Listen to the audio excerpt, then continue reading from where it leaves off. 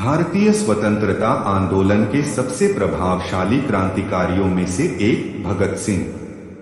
उनका जन्म 28 सितंबर 1907 को हुआ था और महज 23 वर्ष की आयु में देश के लिए अपने प्राण न्यौछावर कर दिए थे। आपको बता दें, भगत सिंह, राजगुरु और सुखदेव को ब्रिटिश पुलिस अधिकारी जॉन पी सॉन्डर्स को मारने की साजिश के लिए मौत की सजा सुनाई गई थी। इसी पुलिस अधिकारी ने स्वतंत्रता आंदोलन के नेता लाला लाजपत राय पर क्रूर पुलिस कार्रवाई का आदेश दिया था। भगत सिंह हंसते हंसते फांसी के फंदे पर चढ़ गए थे। वह अपने आखिरी वक्त में भी बेहद इत्मीनान थे। जेल में रहते हुए भी भगत सिंह लगातार पढ़ते लिखते रहते थे। उनकी जेल डायरी बेहद चर्चित है, जिसमें उन्होंने तमाम क्रांतिकारी विचार साझा किए हैं। भगत सिंह को जब फांसी होनी थी, उस वक्त वो लेनिन की जीवनी पढ़ रहे थे। भगत सिंह के क्रांतिकारी विचार: जिंदगी तो सिर्फ अपने कंधों पर जी जाती है, दूसरों के कंधे पर तो सिर्फ जनाजे उठाए जाते हैं।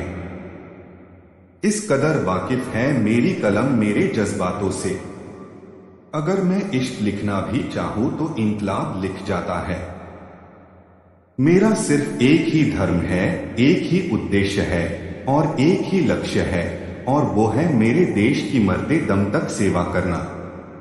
अगर अपने दुश्मन से बहस करनी है और उससे जीतना है तो इसके लिए अभ्यास करना जरूरी है। वे मुझे मार सकते हैं, लेकिन वे मेरे विचारों को नहीं मार सकते। वे मेरे शरीर को कुचल सकते हैं, मेरी आत्मा को नहीं। सरफरोशी की तमन्ना अब हमारे दिल में है, देखना है जोर कितना बाजुए कातिल में है। मेरे सीने में जो जख्म है वो जख्म नहीं फूलों के गुच्छे है। हमें तो पागल ही रहने दो, हम पागल ही अच्छे हैं। प्रेमी, पागल और कवि एक ही थाली के चट्टे बट्टे होते हैं, अर्थात सामान होते हैं। आज जो मैं आगाज लिख रहा हूं उसका अंजाम कल आएगा। मेरे खून का एक एक कतरा कभी तो इनकलाब लाएगा। अगर देशभक्ति पागलपन है तो हम पागल ही सही, हमें पागल ही रहने दो।